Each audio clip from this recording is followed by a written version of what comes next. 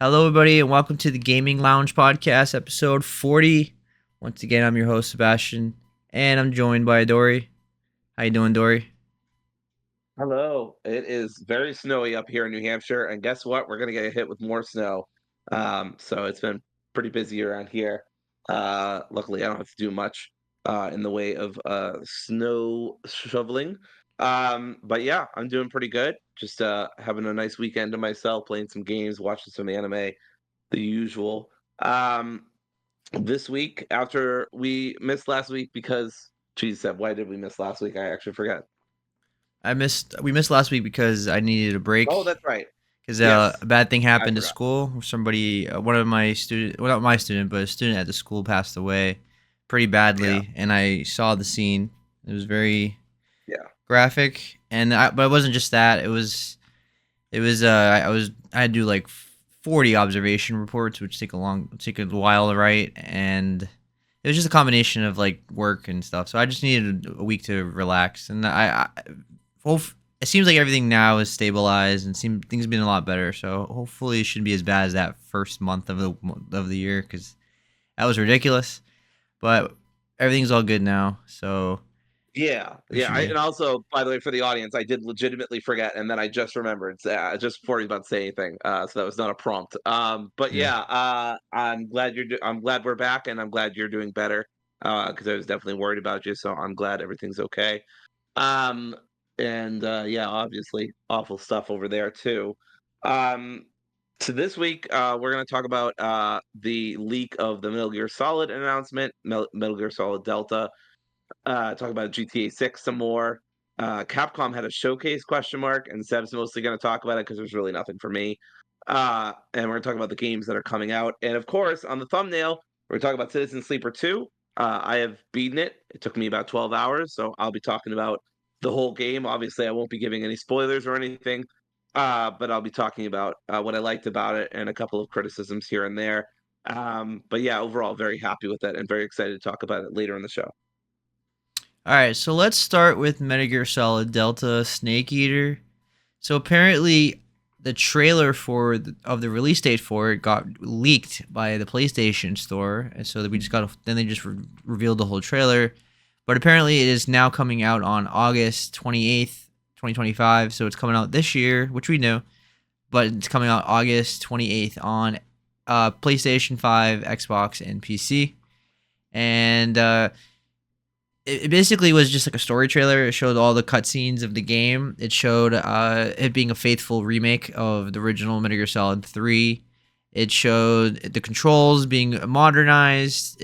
Talked about 3D audio and immersion. So that's what's more modern is the audio is enhanced in modern consoles. But it does talk about shows the classic mechanics like the camouflaging and hunting for food and you're treating your injuries, but they all have like improved visuals and animation. So it's basically the original game. It is the original game, but like with modern graphics. They even kept the same exact voice cast. Like they didn't even change the audio of that. So you get to see all your favorites, such as David Hayter as Snake, which is great. I mean, I think one of the downsides of remakes can to be when they replace the cast with new voices and they're not quite as good as the originals, and people get upset. I think a good example is Resident Evil 4, which is an awesome remake, but Ada's voice actress was not on par with the original, and No. that soured it for some people. Still a great game. Didn't ruin the game or Yes. anything, but it still was noticeable because Ada's a major character in Resident Evil. But in this case, the Konami's playing it safe, and they're just using the same exact audio, which they didn't do for Silent Hill 2. So I'm curious why they chose to do that for this. But I guess Metal Gear Solid is just a bigger franchise, and they wanted to play it safe. But either way, it follows Naked Snake, Solid Snake's father, and basically you have to go fight the boss in the Soviet jungle, and yeah, it's the same story as the original.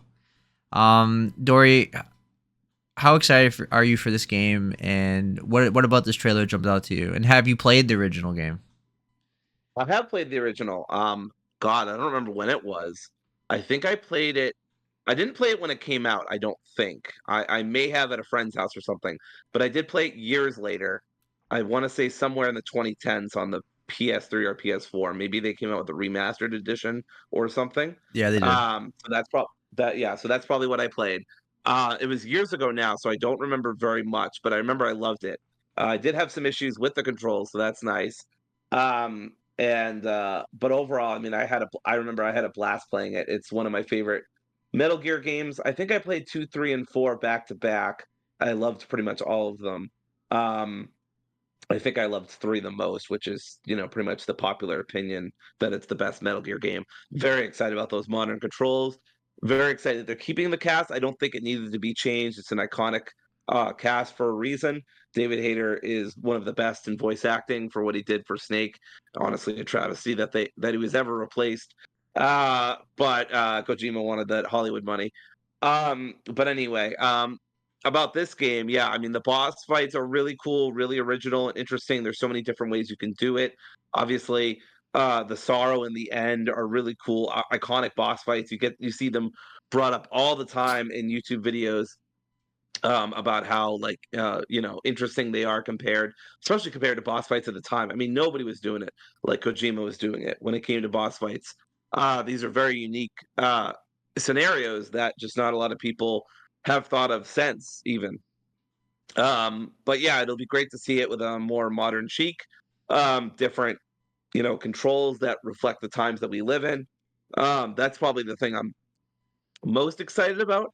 But I think, the making the camouflage um slightly improved helps. I mean, there are some clips of how enemies react to you in Metal Gear Solid 3 that just they look absolutely, ridiculous, right? And I do enjoy a good stealth game from time to time. I like the Hitman series. I like the Deus Ex series. Now I've recently played. So I do enjoy the stealth genre when it's done well and it's the checkpoints are generous and so on and so forth.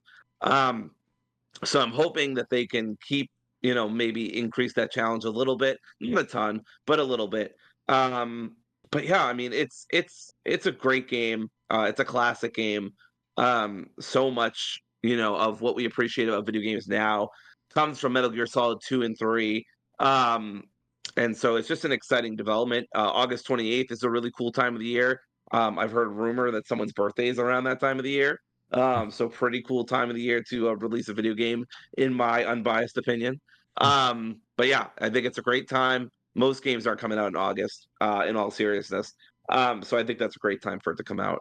So yeah, I'm pretty hyped. I will look at reviews, but I'm pretty much on day one on this unless it all goes wrong somehow. But I don't think Konami is gonna mess this up. They've been doing better lately.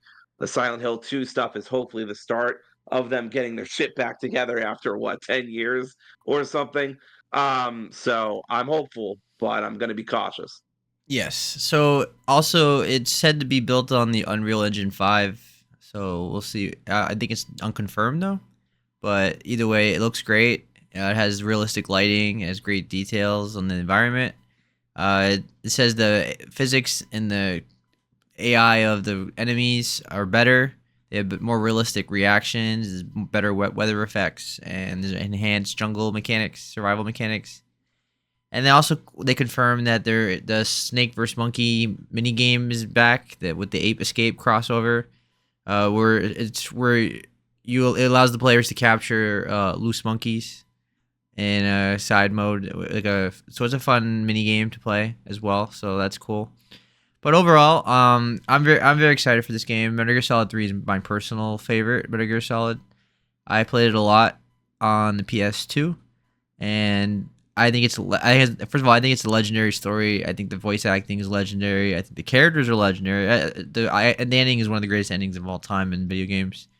It's really exciting to go through it again. I do have the collection of Metal Gear Solid, so maybe I will go through that series during the summer. And maybe I'll play the original first, but I don't know. I'm kind of on this fence because I don't want to like play the same game twice very closely, so we'll see. But I do want to at least maybe play 1 and 2 before 3. But either way, I'm excited for it. August is a great month for it. I feel like a lot of great games are coming out in August now, so it's a cool. For school will be starting over again. But I'll have time for Metal Gear Solid. So, all right, so let's move on to GTA, which also apparently is coming out this year. Now we talked about it before that we think it said GTA is going to come out in 2025, but we all probably felt that it was going to get delayed. But Take Two Interactive is pretty much reaffirmed that GTA 6 is coming out for in the fall of 2025. The fall typically I would think would mean October. That's just it's just something about releasing big video games in Something about October October. I don't or know. I don't know what it November is. or November. Yeah. Or November. Yeah. December feels too late. Yeah. But you never know because And too late for the Game Awards. yeah, but you could also like release it like Cyberpunk like December Cyberpunk was like early December and it sold Mm, fine. So I guess it that's doesn't really fine. matter. Yeah. GTA is gonna win a bunch of awards no matter what. But you're right. I think they'd probably release it before the Game Awards so they can get the awards. Yes. So let's say November. I feel like November is a safe bet. But either way, they have not confirmed a PC release yet. It's still only confirmed for PS5 and Xbox Series. And I thought I saw headlines that they're focusing on consoles and that PC is a ways away, but I mm, can't remember what site I saw that from. yeah, But yeah, that's what I thought I heard from Take Two, but I could be. I mean, I read it somewhere, but I don't remember where. yeah, that puts me in a huge dilemma whether I should get it on PS5 and then get Yeah. it again on PC or just wait. I have to figure that out. But it says Take Two's financial expectations. The company anticipates huge revenue growth in 2026, 2027, driven by GTA 6 launch. Obviously, GTA 6 is going to be probably the highest selling game of the decade. GTA 5 was one of the highest selling games of all time, of course. And if you guys don't know what GTA 6 is about, it's set in Vice City, which is like a modern reimagining of Miami, and it's within the fictional state of Leonida. I guess it's like a parody of Florida. And it has a Bonnie and Clyde duo named Jason and Lucia, and they're like a criminal couple navigating the underworld together. And the game is rumored to have a dynamic, evolving map that could expand post-launch with new areas and events. So DLC, it sounds like. And they said Rockstar aims to create a more immersive, detailed, and reactive city ever in GTA. The AI and the NPCs are said to be more realistic. The place AI is supposed to be better. It's supposed to be more dynamic world interactions, which GTA always has had. So you can imagine, even 10 years. It's been what 12 years since GTA 5. So they've been working on this game forever. That it's probably gonna be very impressive. The physics and animations are meant to be enhanced, or said to be enhanced, upgraded. So they said more fluid movement, which is definitely needed in GTA. Better vehicle handling and indestructible environments. We'll see what that means. It'd be cool if you can blow up a building or something. That'd be insane, but that would require too much power. I would feel like for consoles. Um, Economy and the crime system. It's a typical thing. You want to heist and you get chased by the cops. I'm curious about the shooting, because they say the shooting is more refined and the melee is more refined, and stealth and all that.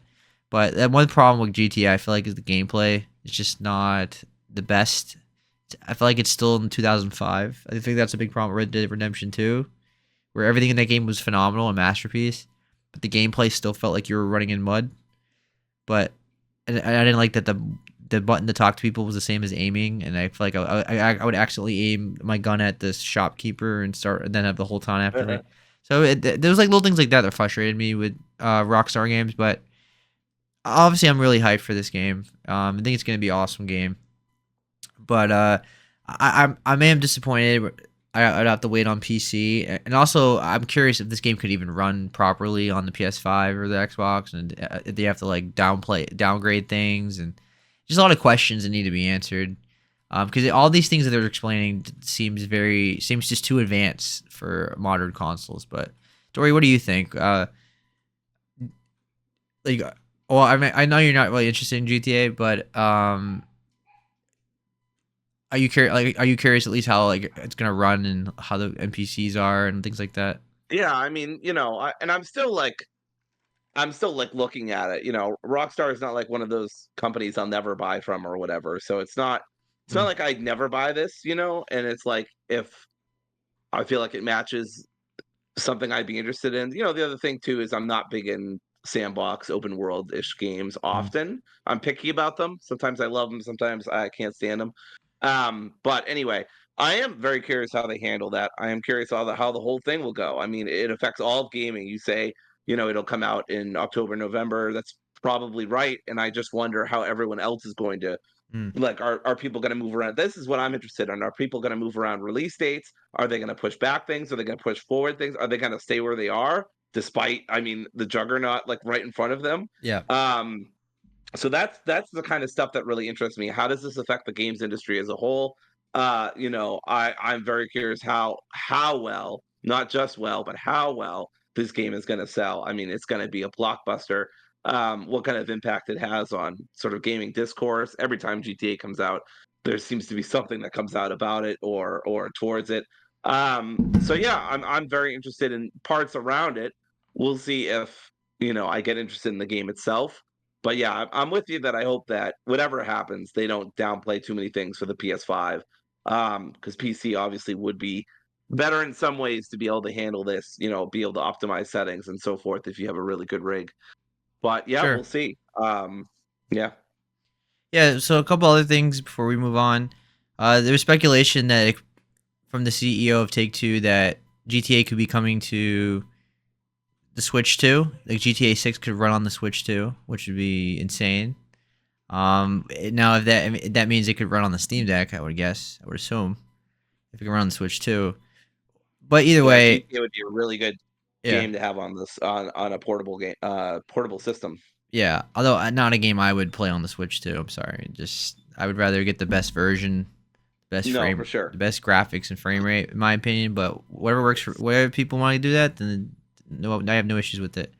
And there's also speculation that I mean, obviously the GTA Online is huge with GTA 5, so you gotta assume that GTA Online is gonna be just as big with GTA 6. Just they make so much money on the live service, so that's definitely gonna be an element of the game. But the good thing is it's totally separate from the campaign and the story load and all that, so it doesn't. So if you have no interest in that, you can totally enjoy a nice 40, 50 hour game and have zero problems with zero interactions with the live action, I mean, the live service stuff. But that's definitely gonna be a thing. And then we've got nothing on collector's editions or pre-orders or anything like that. So we just have no idea. When all we know is it's coming out fall 2025. That's what they say anyway. I still definitely think it could be delayed.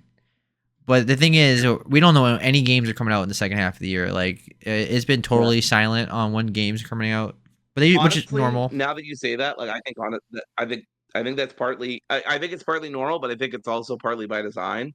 Like Mm, I think a lot of game companies are probably kind of scared a little bit of like mm. when GTA is coming out because as soon as that game comes out, it's going to dominate probably an entire month.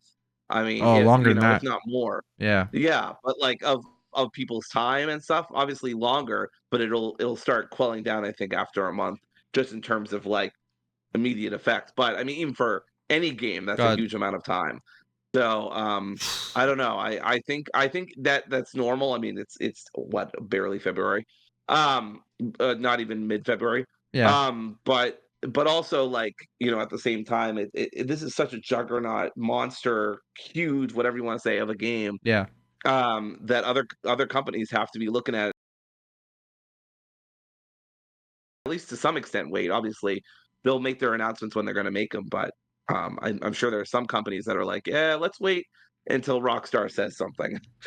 Uh, At least if they have something planned in the fall, if they have something planned earlier in the year, then I don't think it's as big of a deal. Obviously, yeah. I think it's definitely both. I think we usually don't get the second half of the year game release dates until like the summertime, like Summer Game Fest and E3 and things like that. But at the same time, I also agree that they're probably really afraid of GTA's release date, and every game's gonna stand well clear of it because GTA 5 was on the top 10 selling list for years. Like every month, GTA 5 would be in the top 10 of highest selling games of the year. It is insane how well that game sold. All right, so I think we talked about that topic enough. So let's move on to the Capcom Showcase. Now, mind you, most of it didn't appeal to me or Dory, as in half of it was just like review of games they already have that have come out, and they're just like, okay, we still have these. You want to play these? Dead Rising and all the other franchise they have. It was like, oh, okay, you want to play this? You want to play that? It's available now. That kind of thing. Then they also revealed they went more detail with Monster Hunter, but Dory and I just don't play Monster Hunter, so there's just nothing to talk about there. So really, the only thing that appealed to me in this topic in this showcase was Onimusha, because Onimusha is one of my favorite Capcom franchises that's been dormant for a long time, and I'm glad Capcom is bringing back all their old franchises like Okami and Onimusha, and then recently they released Dino Crisis on GOG, so something's in the works, I hope. But these are all good signs that even Dino Crisis could be coming back, or even Mega Man. There's a lot of great franchises that Capcom has that they've been sitting on. Even Devil May Cry, we haven't had a game in 6 years, so it's not like, you know what I mean. So it's been a while. We got a lot of Resident, and you still got Resident Evil 9 on the horizon, and you still got remakes apparently of Resident Evil 0 and Resident Evil Code Veronica maybe. So there's a lot to talk about. But let's just focus on Onimusha. First they talked about the Way of the Sword, the newest one. We got to see that at, what was it, the Game Awards, right? Was it the Game Awards that revealed it? I believe so. I remember you freaking out. I'm pretty Yeah, sure that seems that was right. the Game Awards. Yeah, Yeah. that seems right. Yep. They said 2026, and then Capcom just reaffirmed, yeah, 2026, which I fully believe. It seems like a realistic date. I mean, they've been working on it for a while. It's said to be, well, first of all, it's the first installment we've had of Onimusha in 20 years, so it's been a long time, 2 decades. So I was a teenager when last time it came out. It's coming out on PS5. They haven't revealed it for any other platform yet, but you can assume it's going to be on Xbox and PC as well, because Capcom's always multi-platform. Um, they emphasize on intense swordplay action, allowing players to engage in thrilling combat against various adversaries. I'm gonna imagine it's more modern. If you played the old Onimusha, it has tank controls and feels like a Resident Evil game, but in this case, it's more of a modern action game. The setting takes place in a rendition of Kyoto. You're battling twisted monsters known as the Genma. True to the series' roots, you absorb the souls of your enemies to restore health, and you unleash special moves, which is a big part of Onimusha, is his ability to absorb orbs. That's in every game. So that's all we really got of Way of the Sword. I'm sure we'll see a lot more in the future, but I'm really excited for this game. Dory, how do you feel about it? Like, have you ever played an Onimusha game before, or what do you I know about didn't. it? So this is part of the problem, right? I didn't grow up playing Onimusha. I think when it came to Capcom, the main series I ever played was Resident Evil. I don't think I played much else published by Capcom, I want to say. Mm. Um, but yeah, I never got into Onimusha. I was aware of the series. I knew about it. I'm sure I had seen some kind of review of it either online or maybe even on XPlay or something. Mm. But I didn't play it myself. It never really appealed to me personally. Played a lot more superhero games, racing games, platformer games. I didn't really get into Ninja Gaiden or Onimusha or a lot of those hack and slash games that were known for being difficult or at least tougher than your average action adventure game. I think I Um, think Onimusha is far more casual than Ninja Gaiden. Ninja Gaiden is very yeah. hardcore. Mm. It's more accessible. But yeah, I mean that just shows you how little I know about the series, right?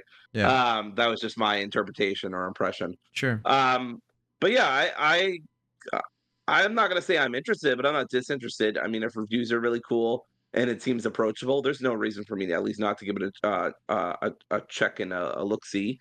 I don't. Do we know if it's coming to Game Pass or is it just being sold on digital storefronts? Well, it didn't even say. All we know is it's coming to PS5. It didn't even All we know is say Xbox 2026. yet. Right, right, right. So yeah, so Going by the yeah, past, no, Capcom games don't go on Game Pass until years that's later. right. Until Yeah, years later. forgot about that. Forgot about that. So Yeah, yeah, I mean, maybe I'll check it out. Depends on the reviews. Reviews would have to be really good for me to pay full price for a series I've never even really gotten into. But I mean, if they're there, then yeah, I'll at least consider it for sure. sure. Well, the good news is if you haven't played it like Dory, the good news is that they're re-releasing or a remaster of Onimusha 2.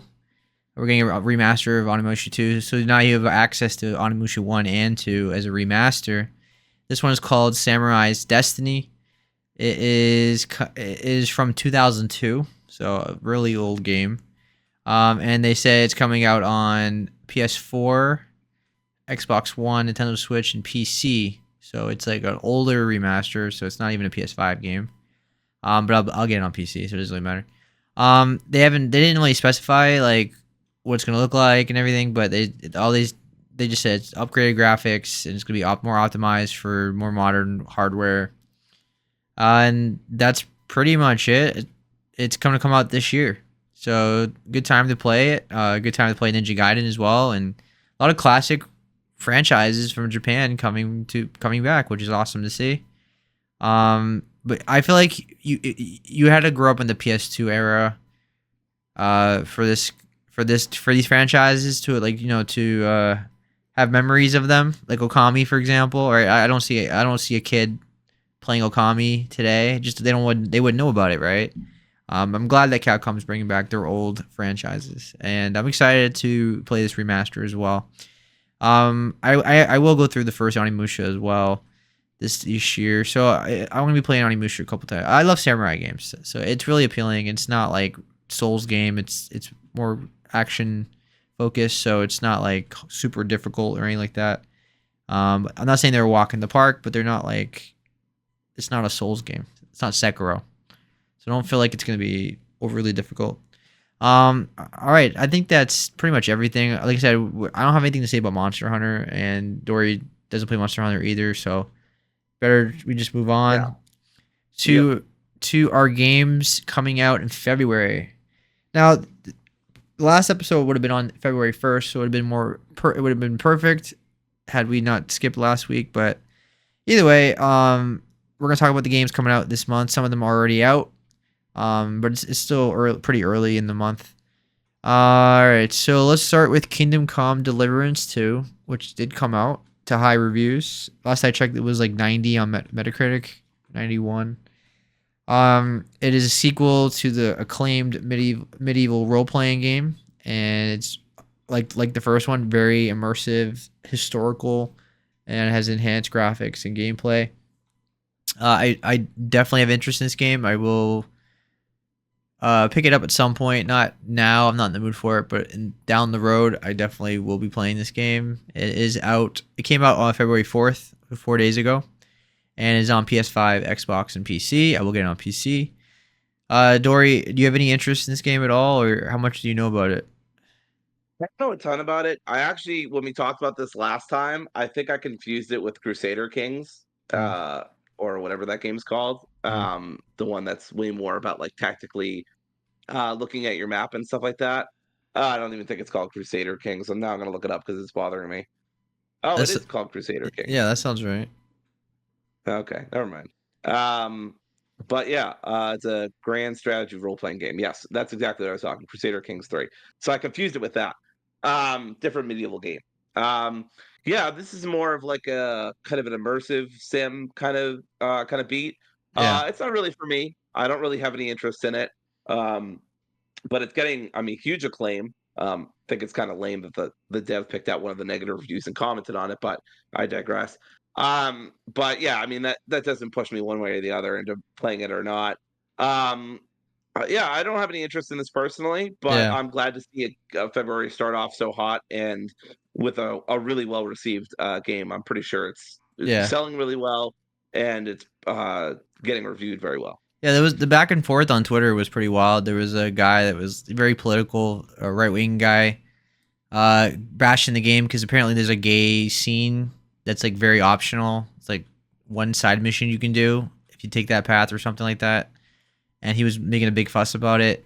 And then I was a director or something like that came back and like showed like public record that the guy who's complaining was a wife beater, and he like showed it to like it was insane Wow, back and forth. Yeah, that's wild. Yeah, and I wasn't talking about that. That's pretty cool. and then Well, he, not cool, but you know what I mean. yeah, yeah. And then apparently, then the guy was complaining about gay, having a gay scene, and then the guy fired back, showing a old post of the other guy from the guy complaining that of him like fantasizing Lucario like being like a sexual furry thing.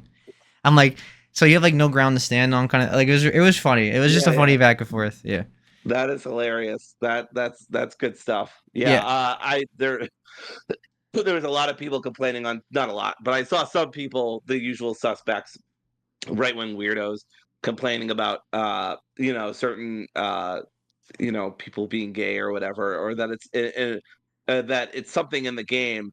And then like they got like community noted on fucking Twitter, and it was like this is an optional quest in a yeah, sea of like in a huge game. Like you are yeah, not forced to do this. yeah, Like it's like that fucking post from Doom where it's like you control the buttons you press. No one is making you desecrate the traditional items of Japan, right? Like sure, nobody's making you go around in Assassin's Creed right, and fucking desecrate shrines. Like you are pressing the buttons. yeah. Anyway, so it's fucking stupid. But yeah, I'm glad February's off to a hot start. Like I said, it's not for me, but I'm always glad for a good game. Yeah, I kind of have anything around it. It's gotta be a game I'm like totally invested into, so that's why I'm waiting. Just don't have the time for it right now.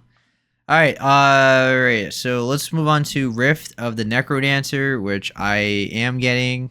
It is I was gonna pull the trigger a couple days ago and I just haven't done it yet, but I will get it. It's a rhythm-based action game from the creators of Crypt of the Necrodancer. You follow the character Cadence, and you go through a bunch of musical challenges using rhythm to battle enemies and progress through the game. So it's a musical game. It's kind of like Guitar Hero, but like it only has like it only has 3 lines or whatever, but it's challenging. And I hear good things about it. I heard the animation's incredible. The visuals look awesome. So I'm really interested in this game. And I'm gonna pick it up. I think it's like $20. So it's probably my first indie game I beat this year. Dory, do you have any interest in it? Or have you heard of it? I have heard of it. I think it looks. I'm looking at it right now. It's got overwhelmingly positive on Steam, Mm-hmm. out of over 1,000 reviews. So that's pretty awesome. Um, but yeah, it's looking. It looks pretty good. Like I agree, the animation looks great. There's Mm-hmm. a demo too, if you're not convinced. I will warn people just based on one of the reviews I was looking at. It's not a. It looks like Guitar Hero, but it's not actually Guitar Hero. Yeah. It's not about tapping keys very fast in the rhythm of the music, but it's about reading. I'm reading a quote here from Tiny Plume. Thank you, Tiny Plume, who says that it's about reading and solving a living chart, and that the variety of gimmicks can be overwhelming at times. Mm. But the music is supposed to be really good. The animation looks really good. It looks really fun. I don't know if it's for me, but I wouldn't say, if I happen to see this in my library someday because one of my friends has bought it, I'm not going to say I would never check it out. So yeah, I mean, IGN gave it a 10, an 8, excuse me, 8 out of 10. Game Rant a 9, Digital Trends a 4. So yeah, I mean, it looks like a solid game. Um, I haven't played any kind of rhythm game in a long time, uh, or like a dedicated rhythm game. I want to say those aren't really a thing anymore. So I love that. I also love just the wordplay, Crypt of the Necro Dancer, and now it's Rift of the Necro Dancer. So I think that's really cool too. Yeah, it's the same people that made that Cadence of Hyrule one too. That game. Right. I thought it looked familiar, and I couldn't put where, but yes, that's exactly right. Mm-hmm. So that's definitely a game I will be getting this month. All right, it's on PC and the Switch only, so I will get it on Steam. All right, so moving on to Civilization 7, which is coming out February 11th on PC, PS5, Xbox, and Nintendo Switch. If you don't know what Civilization is, it's a turn-based strategy game that you build giant empires and you advance through different ages and you basically compete for global dominance in whatever era you're in. Um, I'm not gonna get Civilization. I'm not ever been in this franchise, but I wanted to at least shout it out. It's a big game coming out this month. The reviews seem like they're good, but they're not like overwhelming. They're like an 80. I think I saw 80 on Metacritic. So it's not like mind blowingly good, but it's still good. It's just not for me. Dory, you have any interest in Civilization? I am for our viewers with only audio. I was shaking my head as he started the sentence. No, I am not into these kind of games at all. Okay, I did like them when I was younger, but as I got older, I don't know. You'd think I would appreciate them more, and maybe I do on like a general level, but on a gameplay sure, level, I think they're so boring. Personally, that's just me. I'm not saying it's objective or whatever, just my opinion. Um, I remember I tried to, I think 2016, I tried to play a Civilization game, and I think I got about 10, 15 minutes of giving it a good try, and I was bored to tears. So it's just not for me. But I'm glad that it's getting solid reviews. I have no other real strong feelings about it besides that. sure. All right. So let's move on to Legends of Heroes: Trails through Daybreak 2, which comes out February 14th on Valentine's Day. It's the latest installment in the beloved GRPG series, and it continues its epic saga with its new characters and storylines. I never played the first one, but I definitely have interest in it. I love the visuals, and it looks really cool. I should definitely play the first one first before I get into this. So I have it wish listed, and I'm ready. I will get it at some point, but I'm not day one on it until I at least get to the first game. But I definitely have interest in it. I love the anime style of it, and it looks really cool. Dory, have you heard about this game, or people keep I telling me have about heard. it, how good it is, like the series. Yeah, I have heard about it. I haven't played any of the games in the series, but I every month I listen to the games that are coming out thing from Game Ranks and IGN, so that usually covers me. This is definitely one of the games that they mentioned. IGN gave it a 7 out of 10. RPG site gave it an 8. It's getting pretty decent reviews, but nothing amazing. Sure. I haven't seen anything like really blow me away in terms of like what it's getting. I think Hmm. it's got a 76 on OpenCritic. So not bad, but similar to Civilization, not amazing either. But it doesn't have to be. I think it's completely fine for a game to just be, pretty good, which is what a 76 is, right? That's a pretty good score. Mm-hmm. Um, so yeah, I haven't played the series before, but I do love me a good action RPG. Love me a good anime style video game and anime in general. So yeah, I mean, I might check this out at some point, but it's not like grabbing me. I have to prepare for the onslaught that we're about to talk about because February has I like I'm sure some people watching right now are like, wow, Dory's picky as fuck. Like, is there anything she does like? Well, my friends, you are in luck because I'm about to get hit. My wallet's not really gonna get hit actually because two of them I already have, but or Game Pass. But like I'm about to get hit with a fucking wombo combo, three It games in a row.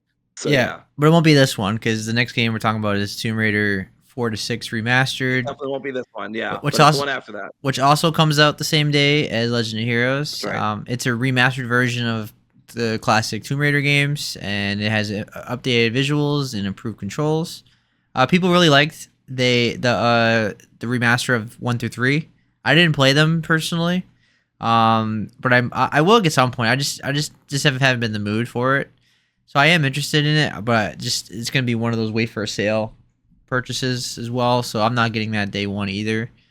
So February doesn't really start for me until the next few games that we're gonna talk about now, which is starting with Lost Records, Bloom and Rage, Tape One, the first part, which comes out February 18th on PC, Xbox, and PS5, which is an adventure game that combines puzzle solving with a captivating narrative set and a beautifully crafted world. So It's a narrative game like Life is Strange. Dory and I have been talking about it several times in several episodes now.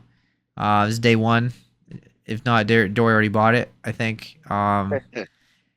I haven't bought it yet, but Okay. I'm looking at reviews and I'm almost certainly a day one. Even if reviews are like 7 out of 10, like this is a Dory game, as Seb would say. It's right Yes, up my alley. it is 100%. But it's also a me kind of game because I love Life is Strange, and it feels like that kind of Yep. it feels like that kind of game. It could be a spinoff. It just it feels like you could just insert it into Life is Strange and it would fit perfectly. Yes. But either way, yeah, I'm day one for it, and it's gonna be the first day one game for me of the month. And also part two comes out a month later, I believe, or it's in April or something like that. I think I saw it in April too. So did they delay the second part or something? I don't know. I haven't heard that. Okay, but either way, I'll just purchase both parts at the same time. I'm not one of those episodic. I don't buy episodic anymore. I just buy the whole thing at once. Um, Yeah. I probably will. Well, yeah, we'll probably. Where you're getting it on Steam, right? yeah, Yeah. So yeah. I buy everything on Steam at this Um, point now. Right, right. Yeah, I'm very excited for this game. For those who don't know, basically you're playing in a game called, or playing in a band, in a game called Bloom and Rage. You're a bunch of teenagers in the what looks like the 1990s. Mm-hmm. It's kind of some Stranger Things vibes, mixed with spooky vibes. We don't know exactly what the story is, but basically, like they're in a band together. It's an all-girl band, and they've discovered something horrifying or upsetting, or I don't know what. And they keep it a secret, and then like 20 something years later, they come back together to solve what happened. And again, I'm pretty sure there's going to be lots of twists and turns. So they're keeping the plot kind of under lock and key to some extent. They're keeping things kind of vague. Um, but yeah, so that's kind of all we know. There's probably a couple other details out there, but I'm excited about it. It's from the same people who made Life is Strange 1, which of course is a classic for all its, you know, I guess cringiness. I don't even know. I really like that word. I don't know what else to say. Yeah. Um, but yeah, so yeah, it looks great. The graphics look lovely. I was born in the '90s, so this is going to be probably pretty nostalgic for me. Oh, sorry for I'm crumbling into dust. Give me a second. And yeah, it looks great, and I'm really excited for it. I'm day one, as we said. It promises to be another cool Life is Strange-esque experience. So Seb and I will both, I'm sure, have some impressions for it when it comes out on February 18th. Yeah, but unfortunately, another game comes out on the same exact day, Yay. which is Avowed, uh, which is Obsidian's next big game, set in the world of was it Pillars of Eternity or is yeah right? Wait, Yes, correct. yeah, so it's set in the same world and it typical open world Western RPG like similar to Skyrim or Elder Scroll games or Fallout. And it looks awesome. At first, I was a little sour on it when they first revealed it, but it seems like they've fixed a lot of the visuals and stuff, and the FOV and things like that. So I'm hyped for it. I'm getting it on Steam. Dory's gonna get it on Game Pass. And we'll talk about it then. But I'm very hyped for it. Obsidian is one of my favorite developers of all time. And this game, even if it's not the greatest gameplay ever, I think the story and the narrative and the characters are going to be fantastic. So that's going to hold it up, and I'm sure the music's going to be great too. I'm super hyped for it. It's going to be a great. It should be a great game. It should be the first of several big games in it for Xbox this year. Yes. Microsoft. Xbox has a loaded year. I know Seb and I are usually not super positive about Xbox, but this year looks to be honestly if Sony doesn't fucking pick up their shit like from like a mixed year from last year is not going to do it for Sony this year. They need to like raise the bar because Xbox is coming in fucking swinging. Anyway, Avowed. Avowed is made by Obsidian. They do awesome work. I'm very excited for this game. The choices No shade to Dragon Age. I love Dragon Age, but I do feel like the choices you're going to get here are going to be more wide and all encompassing. I love open zone games. Outer Wilds is an excellent game. I appreciated it even more the second time around. So I'm Outer very excited Worlds, for this. Outer Worlds. Outer Worlds. I said Outer Wilds. God damn it. I trolled myself. All right, I'm gonna log off Put now. $10 in the Outer Worlds. Outer Wilds jar. Put it Exactly. in the Yeah. jar. There's definitely a jar out there for that. But yes, Outer Worlds was really great, and I'm excited to see what Obsidian can do with this because it's going to be similar. Sure. Um, and yeah, I mean, I don't need the gameplay to be amazing if the story and the character work and the writing and stuff like that is so good, which Obsidian always does. It's on Game Pass, so I'm basically, even if I played nothing else, I'm basically paying like $12 for Avowed, which is an awesome price. But I have a feeling the gameplay will be solid or at least good. It looks totally fine to me. I'm not saying it's like groundbreaking or anything, but it looks fun. You can dual wield wands. That's pretty awesome. I'm gonna play a rogue, but I'm just saying speculatively that sounds awesome. I actually don't know all the classes that you can play, and I don't know anything about Pillars of Eternity. But I will say that IGN does have some lore videos out there for you fucking freaks and nerds that really want to know what's going on in this world. That'd be me, Um, probably. yeah, which is Seb. So, Yeah. and I think I watched one of them, so I'm kind of in that camp too. But I haven't kept up. But yes, IGN has been uploading lore videos for Avowed. So if you want to know what's going on in this world and why such and such is happening, and you don't have, just to be clear, you don't have to know Pillars of Eternity lore to get into this game. It's in a totally new environment, totally new area. It's separated from the other games, but Yeah. obviously it would help. So apparently it has three classes: fighter, ranger, and wizard. Oh, So okay. Dory was gonna be a Shit. ranger. Sounds like. Yeah, I'll probably be a ranger, and whatever allows me to crouch in the shadows and use daggers is probably what I'm gonna be. But if that's not an option, I might pick ranger. But Um, it sounds like you can multi-class though, so yeah, okay. that's I cool. mean, dual wielding wand sounds fucking awesome. So I don't know. That's pretty cool. Yeah. So I'm day one. I was day one since they for a long time now. All right. And then only 3 days later, Like a Dragon, Pirate You Yakuza know me. in Hawaii comes out. So that's three Dory games in the span of 3 days. And Wow. this comes out February 21st on PC, Xbox, and PS5. And if you don't know, it's a spin-off of the Like a Dragon series, featuring a new setting and characters, and it blends traditional Yakuza gameplay with a pirate theme this time. It's batshit crazy. It looks like, it just looks like typical Yakuza. You can summon monkeys, you can summon sharks, I Yeah, mean, birds to attack your enemies. It's classic Yakuza craziness. It's got former AEW world champion Samoa Joe in one of the big villain roles. And that dude's menacing as hell, so I'm excited for that. It's just awesome. It looks great. The combat looks pristine. We've talked about this a ton. I'm not going to bore you guys. Yada yada yada. It's probably going to be one of my goatees. Yada yada yada. You guys have heard. If you've been following the podcast, we've talked about this many times. We're both very excited for it. I've already pre-ordered it, and that is very rare for me. I almost never pre-order games because I don't like pre-order culture. But and I didn't do it for the benefits or what the fuck ever. I what do just you wanted to get? pre-download it What do you get on my. with the I pre-order? think you get some costumes or outfits or some shit from the other games for doing it. I don't know. It's not really a big deal to me, so I Hmm. didn't pay a lot of attention to it. But that was my impression.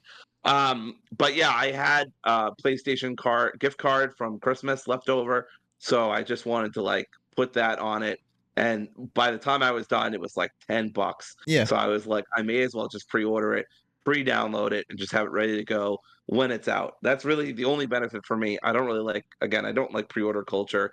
But and for most games I wouldn't do this, but I loved Infinite Wealth so much. I'm aware that this is different gameplay, of course. This is the brawler beat 'em up style, not the turn-based.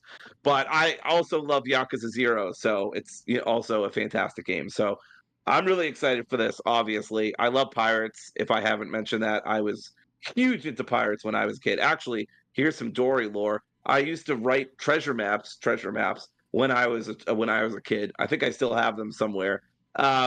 But yeah, that's how much I was into pirates. So yeah, I still am. Still love pirates. I took a course on piracy.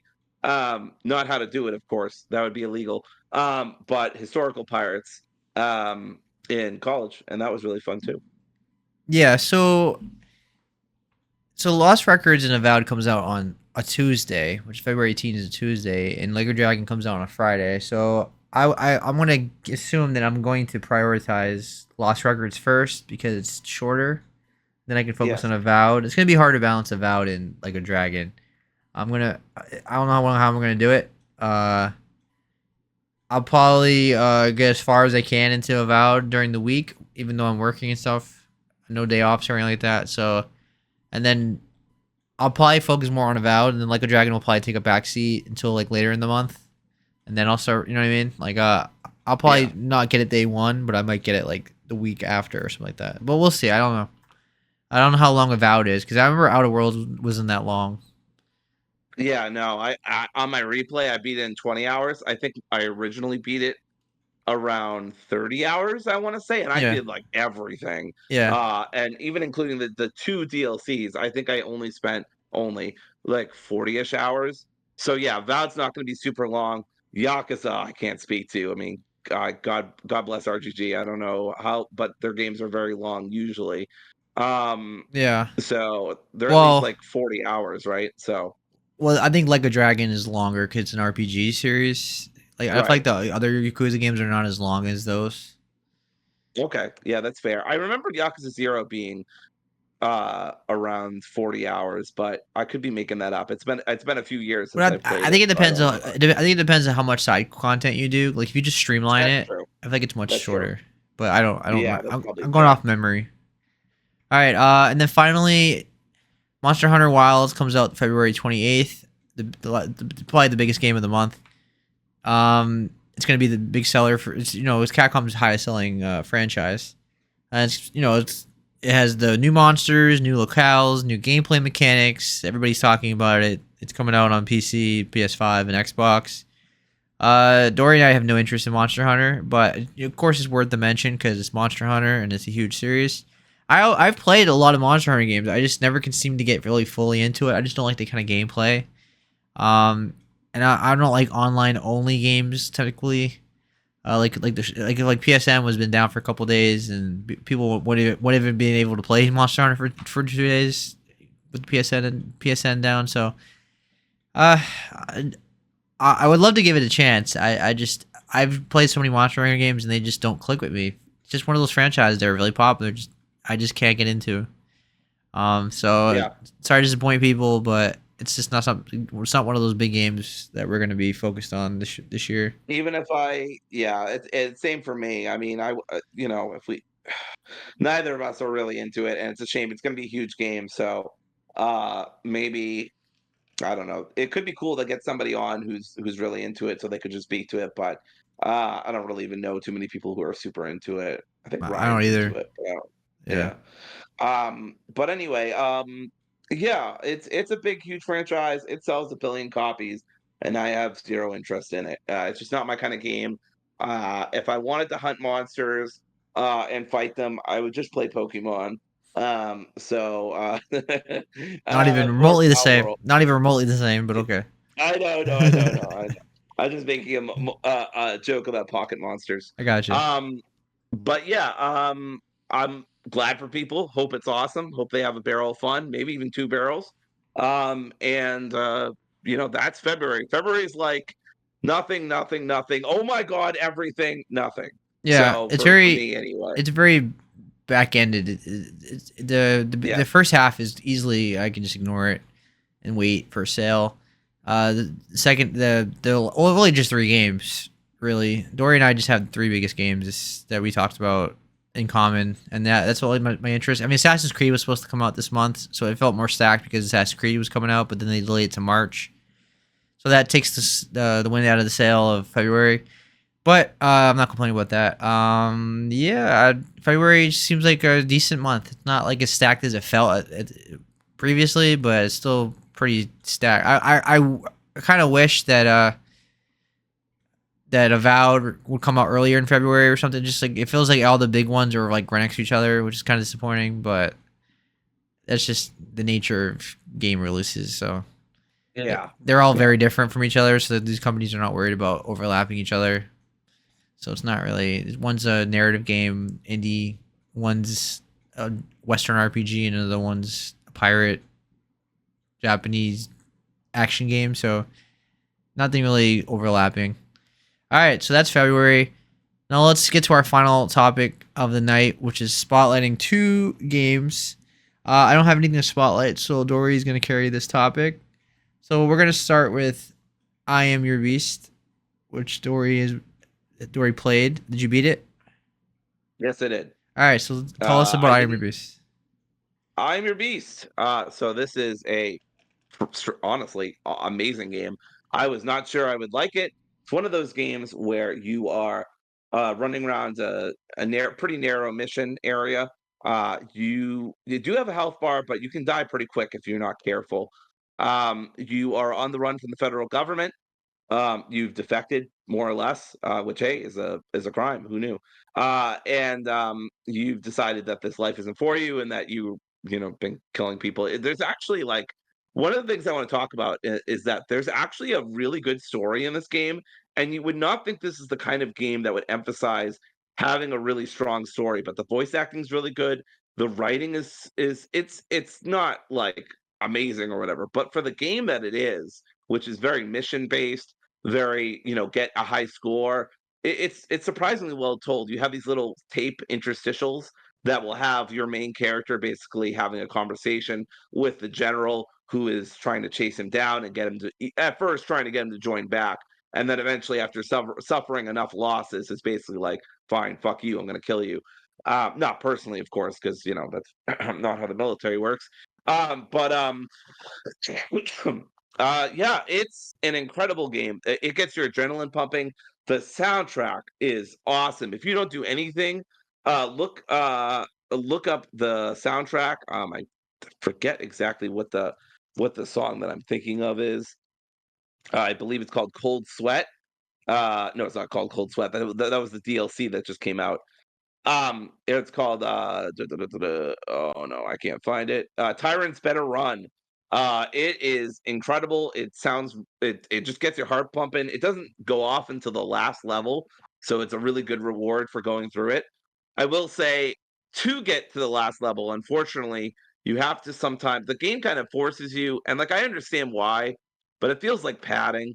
But sometimes it's like, hey, you have to get an S rank here, or you have to get an A rank in these three levels, or you have to do a couple optional objectives here, here, and here to get to the next level. And I did find that a little annoying. I'm not going to say it was a deal breaker, obviously, but it did annoy me. I was like, I just want to get to the next level. It feels like you guys are just forcing me to replay these levels where I could just like replay them. This is definitely a speedrunners game. Speedrunners must love this game. This is one of those games where the more you replay it, more skilled you are. I think I finished a couple of the levels in under a minute, under 30 seconds. So it's a game that if you play front to back and you really know your way around, you could probably beat it in less than 30 minutes. Definitely in under an hour. How long would you But say the game is if you're just casual playthrough? for a casual playthrough, let's see, how long did it take me? It took me 5.5 hours. Because But yeah, go ahead. yeah. Oh, I was gonna say, but that was doing some of the DLC. So I would say it's more like 4 hours, 4.5 hours. Because how long to beat says the main story is about 2.5 hours, and the Yeah. main story plus all the extra stuff is about 5.5 hours. Okay, I did do some of the side stuff, but I didn't do all of it. There are some really challenging the cold sweat DLC I mentioned earlier was is like some of the most challenging stuff. I think I tried one or two of them and then I was like, fuck this, like this is just bullshit. It's like the most complicated, challenging levels that the creators could think of. Sure. So if you really want to challenge yourself, there's also the therapy group sessions, which is really funny in a morbid way. It's basically all of the people that this guy is killing and the survivors basically going in a group therapy session being like, dude's fucking crazy. What the hell is wrong?"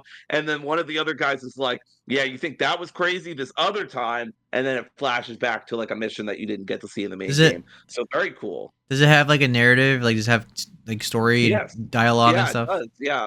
Like I said, there are some interstitials where the main character is talking to the general who is after him because he's defecting, and that's the main beat of the story. But they do talk a little bit about like what he did and Yeah, why he wants to defect and like the kind of person he is.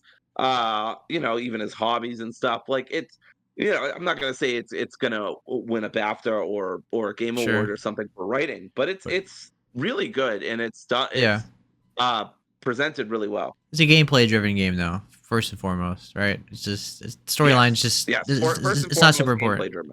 Yeah, yeah.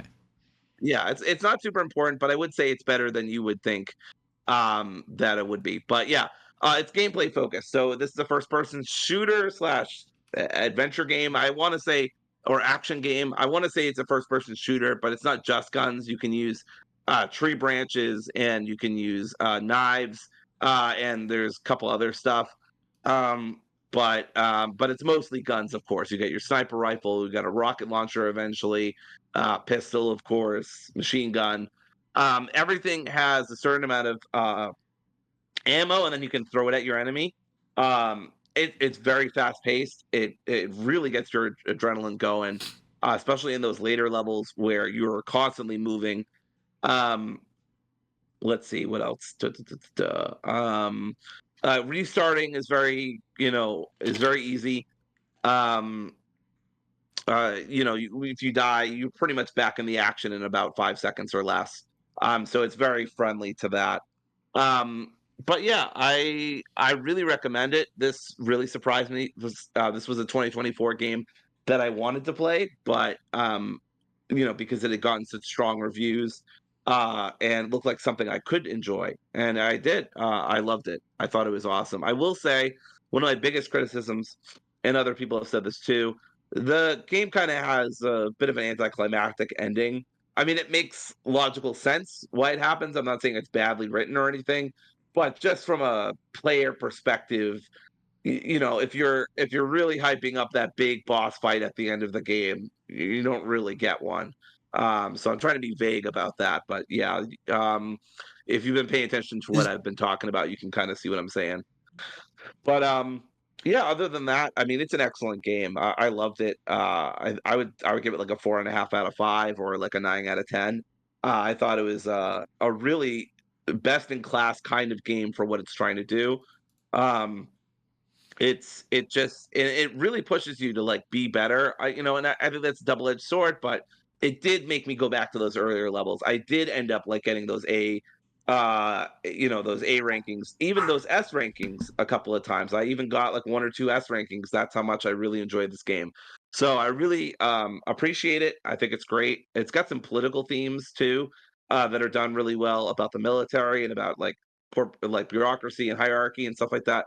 So it's really cool. It really took me by surprise. I wish more people had played it. But it's an awesome game. They came up with lots of DLC for it if you really want to challenge. And then they have a story-based DLC. Like I said, the group therapy sessions. That's more like fun and like gimmick levels, where you get to play with a specific thing. Like you get superpower punches. Basically, you're acting in the eyes of these PTSD driven troops who barely survived an encounter with you, and they're like telling the story. So eventually you start like basically warping into a monster who can just like punch people's heads off and stuff like that. And other people at the group session are like, did he really do that? Like that's crazy. But anyway, so you start kind of feeling like Batman in a way, which is really cool. But yeah, awesome game. I am your beast. Go check it out. If you don't go check out anything, at least check out the song I recommended earlier called "Tyrants Better Run." It's really fun, um, and a really good like beat and stuff. Just very satisfying. But yeah, that's "I Am Your Beast." I recommend it very wholeheartedly. So I have yeah, I'll talk about Citizen Sleeper too. well before you move on, I have Yeah. interest in this game because you have it on Steam, so I can play it, and I'm gonna check it out for sure. Like I like that it's It's not super long, and it seems like a nice pace to it, and it seems like a lot of fun to play. And I hear really good things about it, like you're saying, and yeah, it looks awesome. So I'll definitely check it out before the end of this year. Uh, Relatively soon. You played it on your laptop, and you played with a keyboard, or how'd you play, or controller? I I played with a controller. This is not one of those games I would play with a mouse and keyboard. I mean, I don't have a mouse, right? I have a trackpad. But yeah, I am pretty sure I played with my Xbox controller and had a blast with it. I would recommend that personally, just because it's a very fast-paced game. But I mean, if you're really good with a mouse and keyboard, obviously Sure, go nuts. sure. All right, so tell us about Citizen Sleeper 2, Starward Vector. Okay. Talk about a holy Dory game, Batman.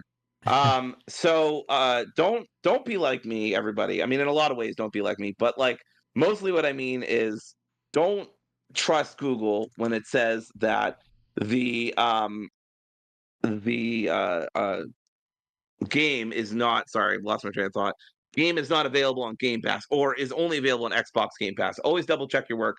Now, I don't really mind. I paid $20 for this on Steam, but I could have basically gotten it for free or gotten it for $12 through Game Pass through having Game Pass on PC.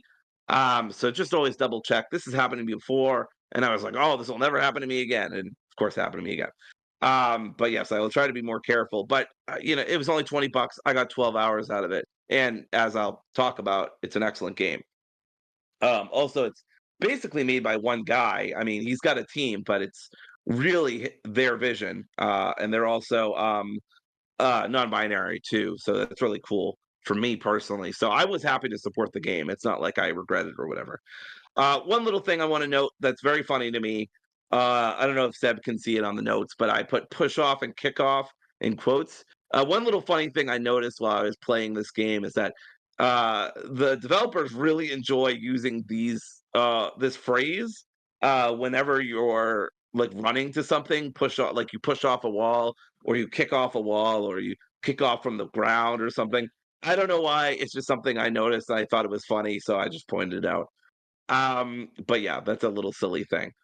Um, Citizen Sleeper 2 is a TTRPG or a tabletop role playing game that is basically come to life in video game. Obviously, it's a sequel, but you don't need to play the first one to understand what's going on. I'm not saying you shouldn't, but yeah, that is obviously something I would recommend, but it's not necessary. Basically, you're playing as a sleeper.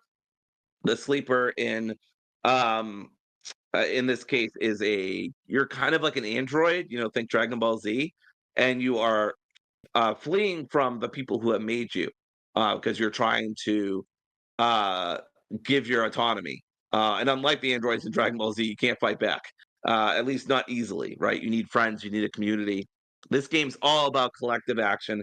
It's all about the things that we can do as a community, as friends, sometimes by ourselves too, and the limits that has.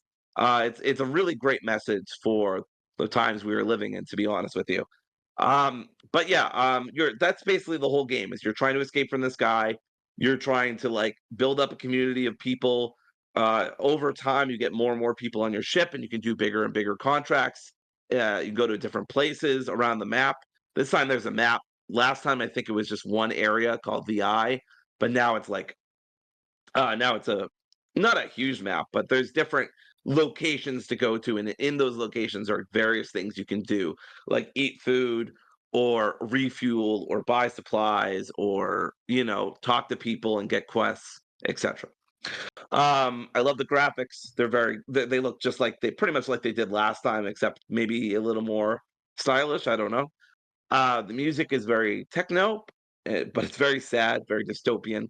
Kind of, I would call it dystopian techno. Honestly, it's very sad. It's very downbeat. You're basically in this horrible situation where someone considers you their property, and so they're coming after you. So it's not a fun situation.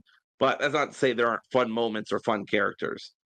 But at the same time, the characters aren't quite as deep as they were, I feel like, in the first game. That's kind of one of the drawbacks that Citizen Sleeper 2 has to kind of wrestle with, is that it's a bigger game than the first one. And unfortunately, it's not a much longer game. So even though they include a lot more characters and you get all these crew members, it's not they don't get as much detail as they did in the first game. I'm not saying that they're shallow or they're badly written, not at all. But they have kind of a few traits, and that's kind of you get the gist of what's going on. Um, so yeah, another review online said that, and I mostly agree with that. But it's not. I don't think it's a big deal. Um, I got to the ending. I think I played it two different ways, but the ending's pretty final. And it nearly brought me to tears both times. It's a very beautiful ending.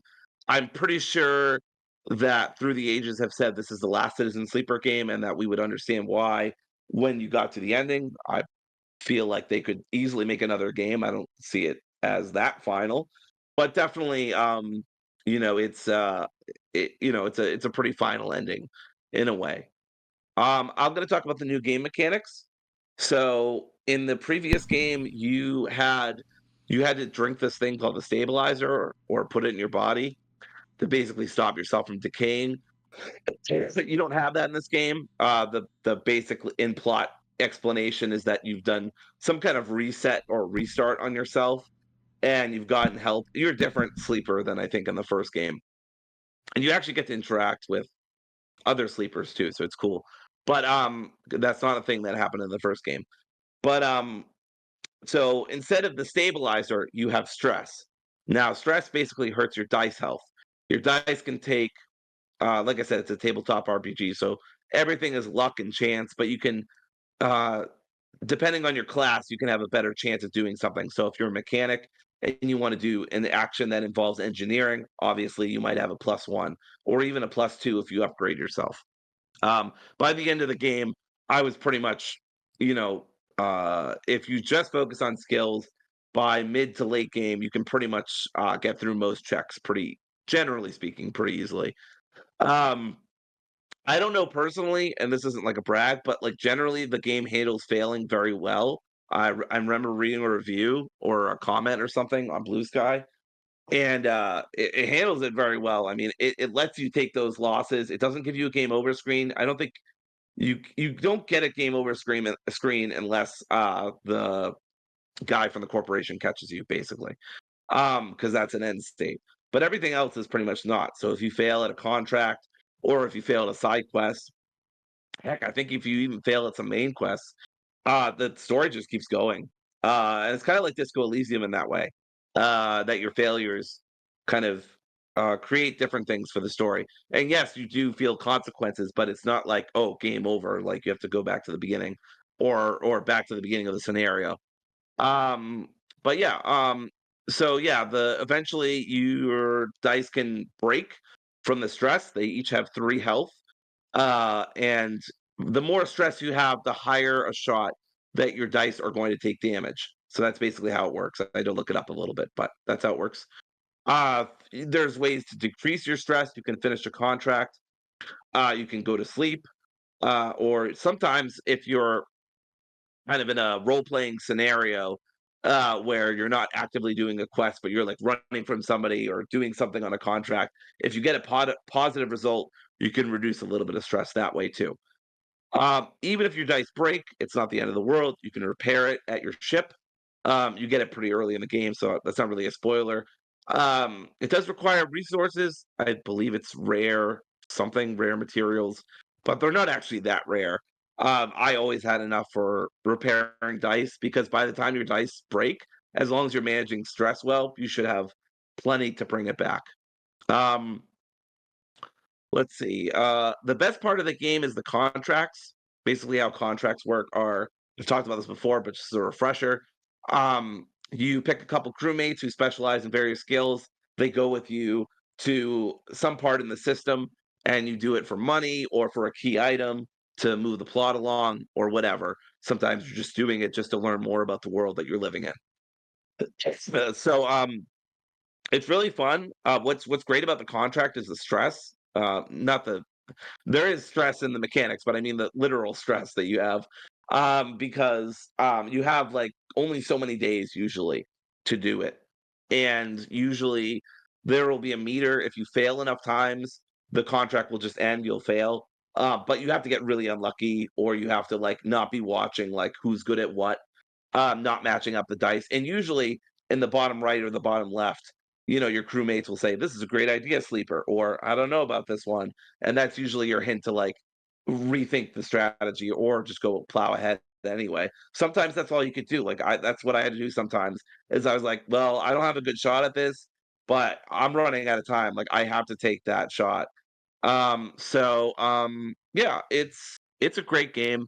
I do think the UI can be a little annoying. Um, Sometimes like I didn't know what exact button I should be pressing.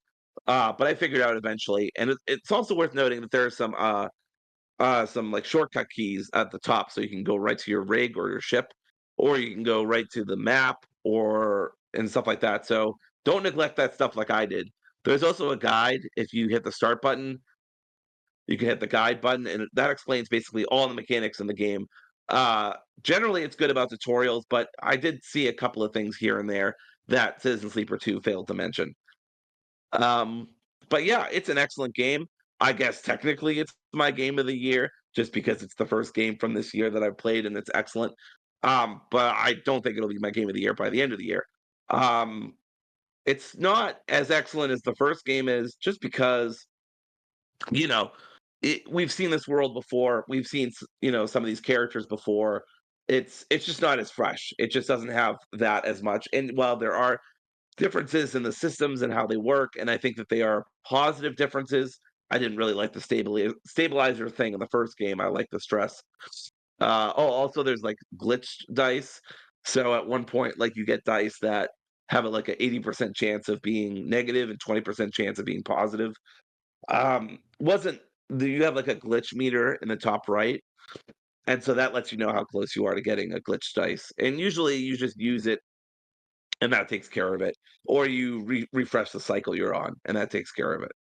But yeah, the writing is incredible, the graphics, the music, they're all great. Um, I just really liked it. I enjoyed my time greatly with it. I would probably give it a 4.5 out of 5 or a 9 out of 10 similar time your beast. So, yeah, really great game, excellent game. I'm excited to see what Jump Through the Ages does next. No, would you recommend it if you didn't play the first game? I think it's worth playing even if you haven't played the first game. It's you're not you don't some side characters I think I couldn't even tell you for sure, but I think are from the first game. But the game doesn't like knock you over the head for not playing the first game at all. Sure. But I probably should play the first game The first, plot's completely separate. though, right? Yeah, I mean it would help. I mean you would understand the world better. I don't think it's a bad idea, but it's not a requirement. I could buy it for $1 right now, so I'm just looking at it. Um, I'll check it out. It seems like I really like a narrative heavy game. So is the pacing good though, or is it just like I know these games are very dialogue heavy, very a lot of writing and reading and stuff, but like is there a nice pace to it where you ever feel like you're bored? Like can we move along, or does it feel like you're always invested in what's going I on always screen? felt invested because the characters were really well written. I always wanted to know more about the world and how it worked. I always felt, especially if you're feeling bored, I mean, a great thing to do is just do a contract if you can, because those are timed and usually it like makes you feel really engaged in what's happening. But I mean, I don't think it's a perfect game. I think there's little criticisms that Sure. you could give it. But generally speaking, I never found myself personally bored. There's actually times where I had the opposite situation where I was like, all right, I think I'm gonna, be done now, take a break or go to sleep or whatever. And then I'd be on it for another 20 minutes finishing up something because I wanted to get to a good point to save. Sure. So yeah, it's a really engaging game for me. There is a lot of dialogue, of course. It's an RPG. It's a tabletop RPG on top of that. So there's a lot of dialogue, but it's all really well written. And you can always look back on your history and see if you missed anything too. So I think it's really well done, but obviously your mileage may vary. Sure. And it said it's 9 hours to beat. Does that sound right? Yeah, it took me. I mean, I pretty much did everything in the game, and it took me. I want to say about 12 It hours. says But it says the completionist playthrough is about 13 yeah, and a half hours. So it's about the same. yeah, that's right. That's about right because I have 12.7 on Steam, and I besides maybe one mission that felt tedious for not a very good reward, and that's like an anomaly. Everything else is really good. Yeah, I did everything. As far as I know. I mean, maybe I missed something, but I'm pretty sure I did everything. Even the game was like, "Hey, maybe you should wrap this up." Like, I don't want to say anything about late game stuff, but you're not in the best shape late game. So the game's like, "Hey, you're taking your time here. Maybe we wrap this up soon." Sure. So I'm pretty sure I did everything I could have. Yeah, you can get both games on as a bundle right now for $25. So that seems like a good deal for both Yeah, games. that's an incredible deal. Or Yeah, that's an or you do incredible what I'm deal. doing and buy the first game for $1 and then play the second game because Dory already bought it and we share the games. So I got to steal in that Hey, deal. you can do that too. Anyway, Yeah, that's an amazing deal, I, for sure. I think I'm gonna play the first game first, and then I'll get into this one later on in the year. Um, I feel like they're both really good on the Steam Deck, so this seems like a perfect handheld game. Would you say that, or would you say the UI is too small for a handheld? Is it more tailor made for a PC? You think? I don't know. That's a good question. The UI is very important in this game, so I'm not really sure. I'm not really sure whether it would be too small or not. I would look around for that. I haven't experienced that personally, just because I don't have any handhelds that would play it. Sure. The Um, the first game is but yeah, the they're first. both available. Go ahead. Sorry. Go ahead. Sorry. Oh, yeah, it's okay. I just wanted to say real quickly that the both games are available on Game Pass. Not specifically for you, Seb, because I know you don't like that, but just for Sure. our audience, if anybody wants to get it, they're both on Steam Pass right now, and you can also buy them off Steam Game Pass. Yeah, but even if you have Game Pass, you can play the handheld PC handhelds have Game Pass on them. So, going by Mhm. Steam, they're both only playable. They're playable on Steam Deck. They're not verified. So I guess that's just some of the issues you're probably gonna run into. But I'll probably play this on my laptop. Seems like a good place to do that. Or play, yeah, that way I get the portability without the having to sit at my desk. But I guess either way, it doesn't really matter. But I'm definitely gonna check these games out. Because I keep hearing about how good they are, and it was like with that with what was it? Why am I forgetting the name of it? You just said it earlier. What's the game with a lot of the writing? You have to read a lot of reading. The Final Cut. Oh my god, why am I forgetting So it? Elysium, Disco Elysium. I'm sorry, I was totally blanking on that. Yeah, like you were yeah, praising it so much, and then I checked it out, and yeah, it was one of the that's greatest okay. games ever made. So this sounds like it's up Hey, that alley, right? Like it's very similar. hey, on Disco Elysium front, I this is I do think they're somewhat similar. I mean, this is a lot less dark of a game than Disco Elysium Mm, is, I would say. yeah. Uh Citizen Sleeper is a lot more hopeful about our capacity as individuals and collectives to affect change than I think Disco Elysium is. Yeah, Um, that's true. but um, but I mean, I love Disco Elysium. But in terms of like Disco Elysium, interesting note is that the creator of it, who has the rights to it, just put it on archive.org for free. So if you've ever wanted to play Disco Elysium, I'm serious. It's just online for free now, and you can just download it. Pretty much because he's flipping like financially flipping his middle finger off at the people who ripped him off. I guess that's a whole controversial mess. You can look it up on YouTube if you want. Yeah. But We talked I about it a just little thought bit. that was crazy. I was like, Yeah. dude is just like uploading his whole an entire game on archive.org or whatever it is. So I thought that was nuts. So yeah, the advantages of PC gaming, just crazy stuff can happen like that. You get the whole game for free. That's one of the greatest games Yep. ever made. But yeah, Yep. I'll definitely check it out. So I think that wraps up uh your impression, right? You have any review? Or is there any more you want to Yeah. Yeah. hit on? I don't have too much more to say. I think it was sorry, didn't mean to cut you off. Okay. I don't have too much more to say. I think it was an excellent game, and really enjoyed it. I hope other people give it a shot. Yeah, Internet Archive. That's where. Yep, archive.org. Was just double checking my work there. But yeah, it's Citizen Sleeper 2, another excellent game by Jump Through the Ages.